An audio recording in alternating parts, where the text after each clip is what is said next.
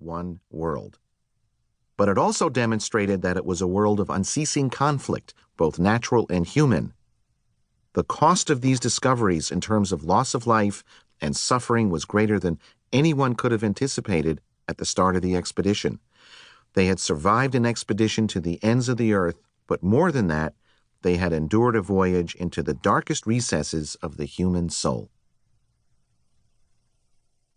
On June 7, 1494, Pope Alexander VI divided the world in half, bestowing the western portion on Spain and the eastern on Portugal. Matters might have turned out differently if the pontiff had not been a Spaniard, Rodrigo de Borja, born near Valencia, but he was. Alexander VI was a rather secular pope, among the wealthiest and most ambitious men in Europe, fond of his many mistresses and his illegitimate offspring, and endowed with sufficient energy and ability to indulge his worldly passions. He brought the full weight of his authority to bear on the appeals of King Ferdinand and Queen Isabella, the Catholic monarchs of Spain who had instituted the Inquisition in 1492 to purge Spain of Jews and Moors. Ferdinand and Isabella wanted the Pope's blessing to protect the recent discoveries made by Christopher Columbus, the Genoese navigator who claimed a new world for Spain. Portugal threatened to assert its own claim to the newly discovered lands, as did England and France. Ferdinand and Isabella implored Pope Alexander VI to support Spain's title to the New World. He responded by issuing solemn edicts establishing a line of demarcation between Spanish and Portuguese territories around the globe. The line extended from the North Pole to the South Pole. It was located 100 leagues, or about 400 miles, west of an obscure archipelago known as the Cape Verde Islands, in the Atlantic Ocean off the coast of North Africa. Antonio and Bartolomeo da Noli, Genoese navigators sailing for Portugal, had discovered them in 1460, and ever since the islands had served as an outpost in the Portuguese slave trade. The papal bulls granted Spain exclusive rights west of the line. The Portuguese, naturally, were supposed to keep to the east, and if either kingdom happened to discover a land ruled by a Christian ruler, neither would be able to claim it. Rather than settling disputes, this arrangement touched off a furious race between the nations to claim new lands and to control the world's trade routes.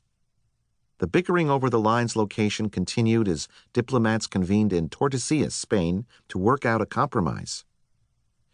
In Tordesillas, the Spanish and Portuguese representatives agreed to abide by the idea of a papal division, which seemed to protect the interests of both parties.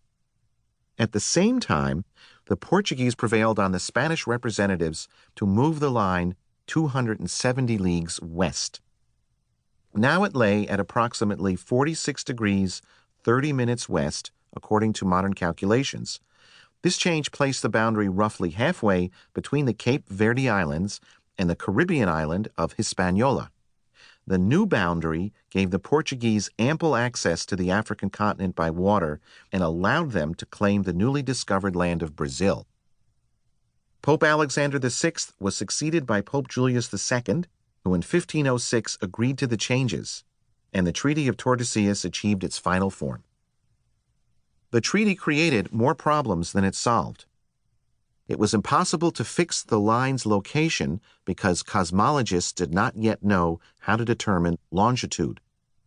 The treaty also failed to specify whether the line of demarcation extended all the way around the globe or just bisected the Western Hemisphere.